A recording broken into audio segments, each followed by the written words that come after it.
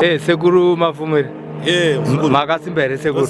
Makadiwa. Aiwa tinotenda tinopona here ndege dziri kufamba mudenga. Tasangana zvekare. Nhasi unoyu tiri kurwizi runonzi Unyani, tiri kunoku kumanyame.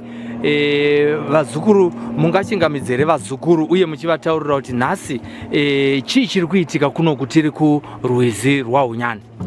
Tinoti kwazuwai vazukuru ruzhinji rwese rweZimbabwe, vazukuru vari mumativi mana, marudzi ese nemitupo yese. Ava ndisekuru MAFUMURE. Nhasi izuva ratiri kurwizi, kwatiri kuita zuva ratinoti chenura, zuva rokugeza vazukuru vane mhepo dzakasiyana siyana, zuva rokushamba vane jambwa, zuva rokutekaidza vane manjuzu, zuva rokugeza midzimu kunyange yakasungwa kunyange yakasviba.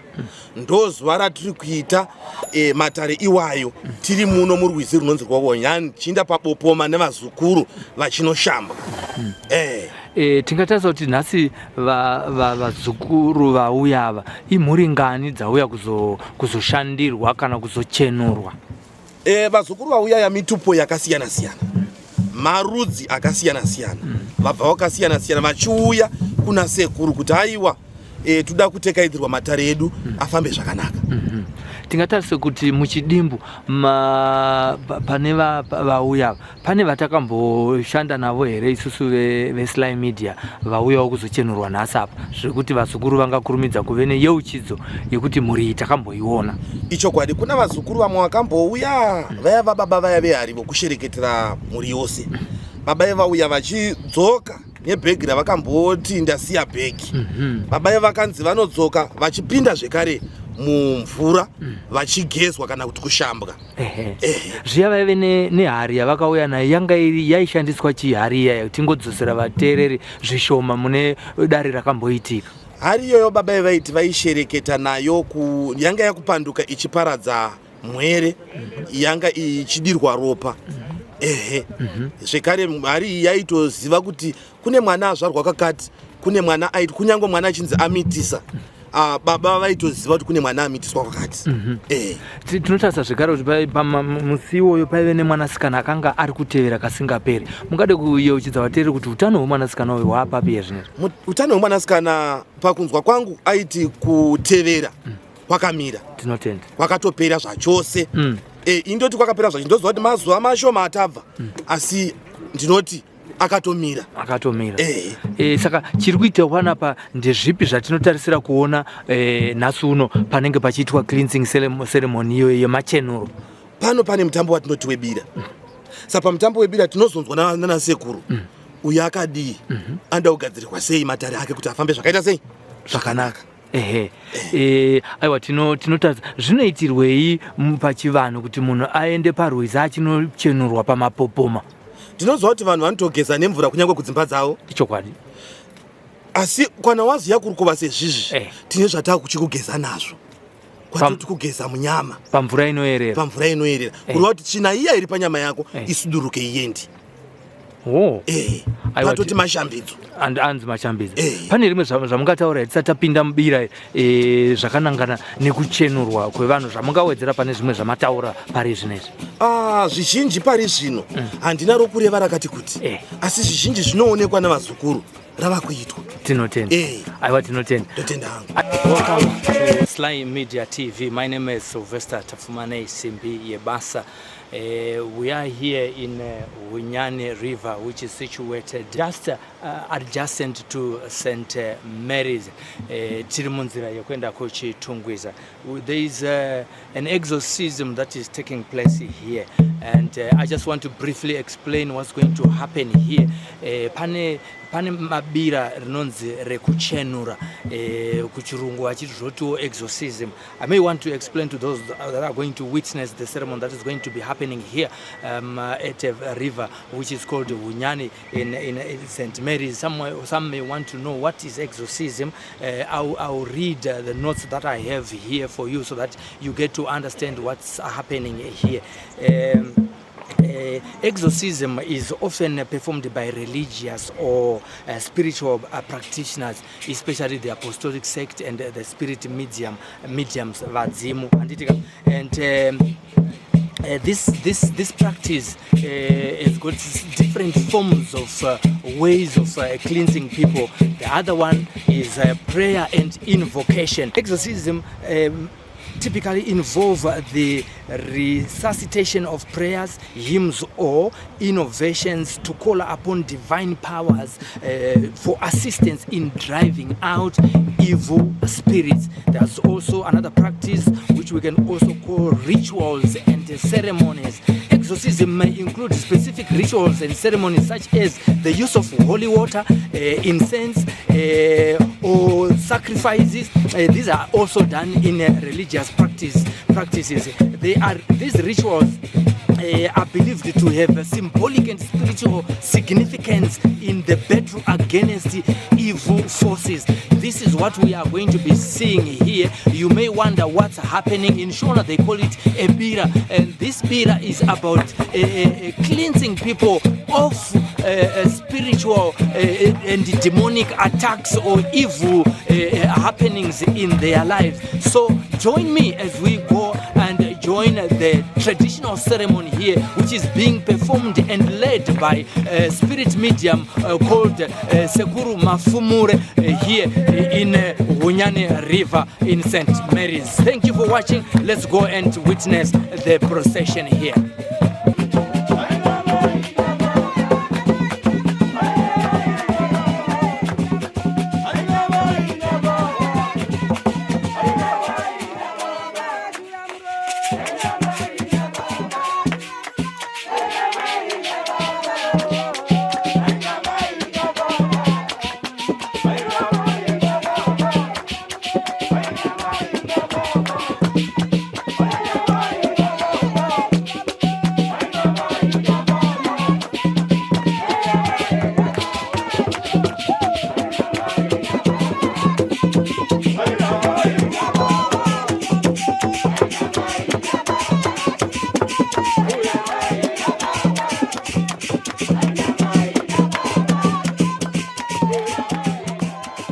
Vanoshereketa vaperi vanopadari nhasi pauya vashereketi chaivo chaivo. Naiwe muzukuru rumewe iwe unoita zvemaini, unoita zvegodhi. Nditaure newe ndikushoperi.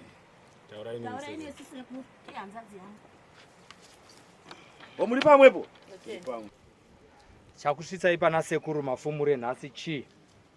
Muda kuwedzerwa masimba here kuti mainite mari yakawanda, kana kuti pane zviri kunetsa, kana kuti gold raakushayika hamuchariona ramaimboona, kana kuti muri kutangisa zvakamira sei?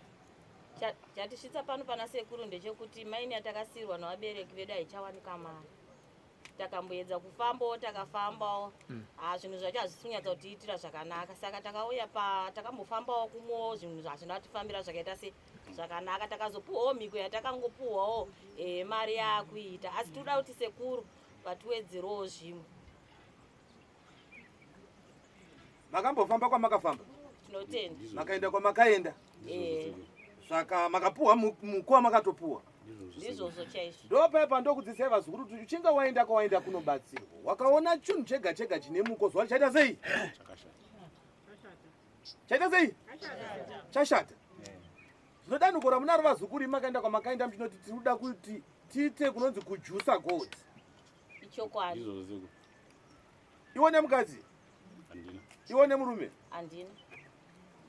Ko dare zvaripo guru vazukuru rokuti imi mazvanyaya zvandimi rutorana kuita mukadzi nemurume. Ndozvatakaudzwa kwatakaenda aSEKURU kuti mari tuwane mari. Saka muzukuru unonzwa tinokurira hazvanzi yako bhurugwa. Ndozviripo zvatakutoita nokuda kwemari.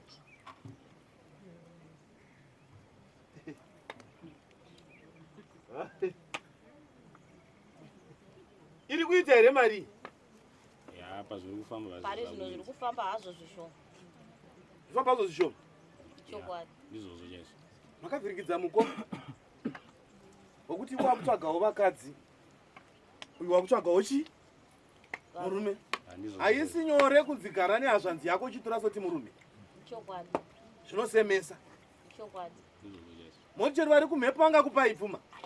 Ndosaka tirikutonyimwa pfuma yacho sekuru, ndosaka tauya kwamuri. Nemwana hamuna? Chokwadi. Chamunacho hamuna? Chokwadi. Saka zvino timbonzwa kune vamwe vadzidzewo vari panapa. Saka zvinotonaka here namwe? Asi muko wakapiwa pana chekutamba unongoenda zviripo. Saka munotomboitawo romance neHanzvadzi? Ndozvo zvitoripo. Zvakaoma sekuru. Zvakaoma. Ngatoti makuna-kuna. Aya tani ngatidarika paukuna-kuna.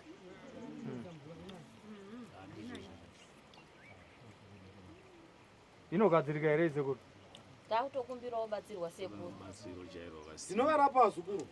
Uya hongu vauya, asi ravafambira ndori rimwe chete. Nandi. Rokuti hongu motida kugadzirirwa kuti pfuma iite. Mune tsvina dzakadai muupenyu hwenyu. Kana manyeperwa nasekuru munotaura sekuru manyepa. Hamufe nekuti maramba kuti sekuru mafumure vane zvavataura. Zvakatanga rini zvokuti muite mukadzi nemurume muri hanzvadzi neHanzvadzi? Zvatova ne5 years. N'anga yamakaenda ndeyekupi? Yekushambo. Ndo yakakupai muko iyoyo? Zvimwe zvakanzi munofanira kuita kunze kwokurarama kuita bonde pamwe chete chi? Takanzi musabude nemoto panze. Musafambe pamba musina kupfeka. Ndizvo chete. Ndizvo chete. Saka kubva ipapo mari iri kubatika here? Mane motikari dzakawanda zvakaita sei? Hatina kana mota yacho, ndosaka tauya kuna sekuru nokuti takangovanzwa kuti chamangwisa. Zvakaoma sekuru. Munoshandika vazukuru. Zvakanyanya chose. Kutenda sekuru. Kodendera makapuwa riripi? Ndinaro sekuru. Tainaro pana. Mwana mamuchizwa kuti riri kudiwa here kana kuti? Tangotakura nokuti zvinhu zviri kutotiremera. Saona ngwedzvaga rubatsiro. Sendeka kuti kubva nhasi rega kutamba neHanzvadzi. Ndaparadza chinhu chenyinji. Unobvuma? Ndobvuma sekuru. Iwe unotobvuma? Wakatonzwa chinonzi yaroora wototi Hanzvadzi yangu yakaroora? Ichokwadi nokuti hazvina kana chimwe. Iye ari murume wako? Takutokumbira batsirwa sekuru.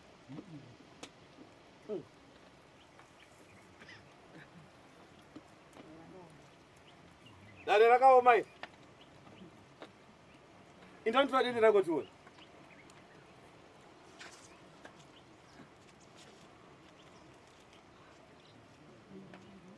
Saka kutamba neHanzvadzi kunotonakidza muzukuru? Zvangu zvakundinakidza nekuti ndo mukonenda piwa.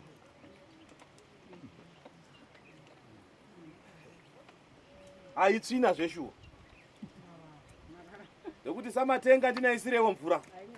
Musika vanhu tidzikisirewo mvura. Sama iri kumbirira sei dende renyu kama kuda kuenda kundoshava?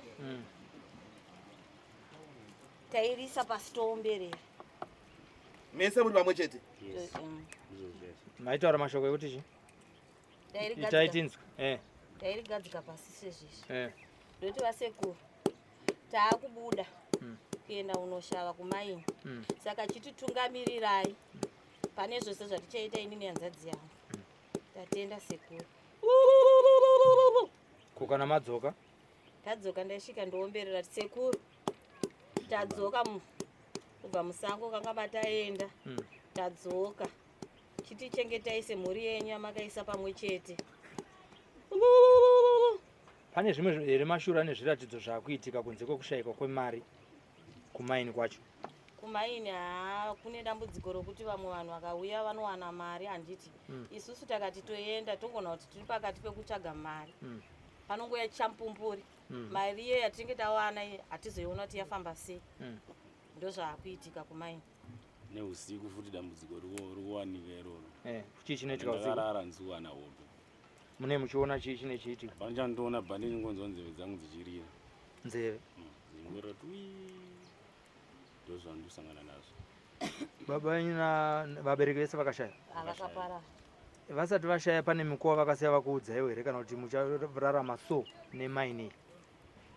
Vabereki pavakafa vakatisiya vatiudza kuti pamaini apasvike munhu wechikadzi. Asi inini nokuti ndaitya kuti Hanzvadzi yangu inotora chi mari ndakabva ndasvikawo inini pamaini kuti tiite chinhu chimwe chete tiri pamwe chete pamaini vangu vasingatenderei kuti pamaini pasvike pachidyiwa futi nyama pamaini mautenda nechikeni isusu takuenda nechikeni saka takutokumbirwawo kuti sekuru dai vatibatsira zvinhu zvanyatsadzokedzana kokungozvirega motsvaga mabasa komaini takaregedza maini tozoiita sei inotorwa nevamwe iri kuda manzwisisiro amunoita kaimi iri kuda mishonga nemiko uyu wamakukoniwa saka tiri kuti kanzira yacho yamuri kutora iyoyo haina pundutso nepamusaba pekuti mazviita munongoramba muchiita munongoramba muchinetseka kunobva kwauya mishonga ine miko zvoramba zvichingodai taakutongokumbira kuti isusu tichibatsirwawo kuti maini ikai ichinyatsoita zvakanaka kwete kuti iregedze vamwe vanhu vanorarama ingawani nemaini taakukumbira kuti sekuru vachitibatsira vativhurirawo nzira yakanaka isina zvekubata-bata izvo sekuru ino ndinovagadzirira sindatanga ndaparadza chavakabata izvi hatibvumidzi munhu anoita sisina bhudhi kuita mukadzi nemurume chero matare vanoti muri kusemesa urombwa wamanga makaitawo saka munei naisekuna munei muchidendo isu takangochipiwa chakadai hatizivi kuti mukati munei esa tikubvunza sekuru mukati mune ushereketwa asi ushereketwa hwavo iva achitoudzwa vainzi unofanira kuzoiswa kunorasirwa kuparadzwa kwacho maamaudzwa kuti zvorasirwa mvura handi ndichokwadi ichocho ende mamanzi mudzoke nazvo ichokwadi ike zvinokutadza kudzokera nekuti hamuna pfuma ende aiva akudza kuti chinozoda uripwa hwamunozoenda nahwo kunobhadhara ikoko ichokwadi ase saka zomava kutiza uku kwamakatorera maakuya kuno kwakareruka here kuno sekuru tautongokumbira kubatsirwa hamuchazvikoni hataremerwa isu hatichazvikoni tibatsira toda kuzviparadza nhasi izvi mabatsira sekuru vapotera vazukuru asisiyana nenyaya yekuti kunotora nehanzvadzi kubva nhasi nchipedza dareri muzukuru muchinge mazviita zvamaita izvi unofa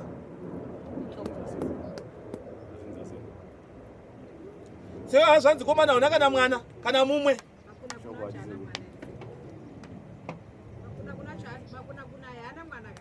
hana mwana makuna asina kana mwana hatototenda kuti zvakadaro nekuti aizonzi chii mwana wacho aizodedzwa chinzi ani hana baba hana mai ndivatete nasekuru aiti chii kuna baba aiti chii kuna mai vazukuru idzi tsvina dzamaita idzi muchinda kumatare kunyange muchaita zvemaini zvinokumbirirwa kumidzimu yepasi nai midzimu yepasi titarisire tichere zvepasi tiwane zvechii zvinokumbirirwa kumidzimu yedu izvi nokana wakuti iwe wakuda zvepasi wakuti zviri nane ndite zvokurombera kuchichira chepasi maipe vazukuru handi batai chinhu cheni tonochiparadzira patenda kurukova tatenda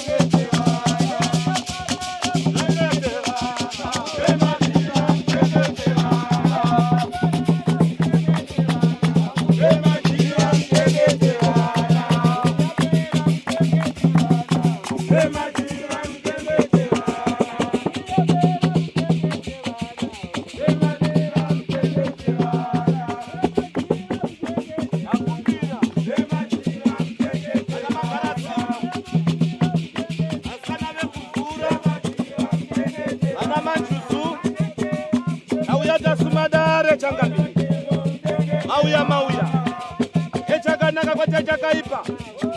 Mwere kazoshambwa, mwere koshambidzwa. Ovakamanake paupenyu, ovakamanake parara. Afurirei nhai dzesekuru, vafurirei nhai vasikana vemvura. Kusumadari, kukumbira manake.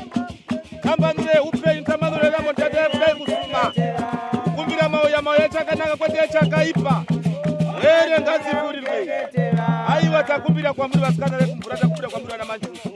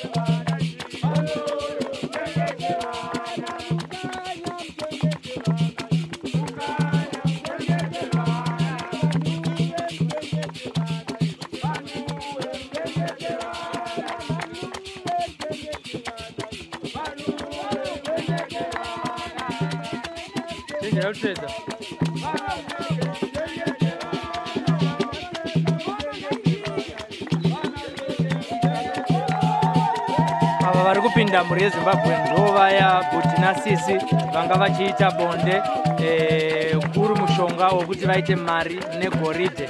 Vave kuchenurwa nasekuru Mafumure tiri kuno kuna Hunyane River kuSt Mary's. Ngatione zvichiitika kuti vachenurwe vagezeswe vatange patsva.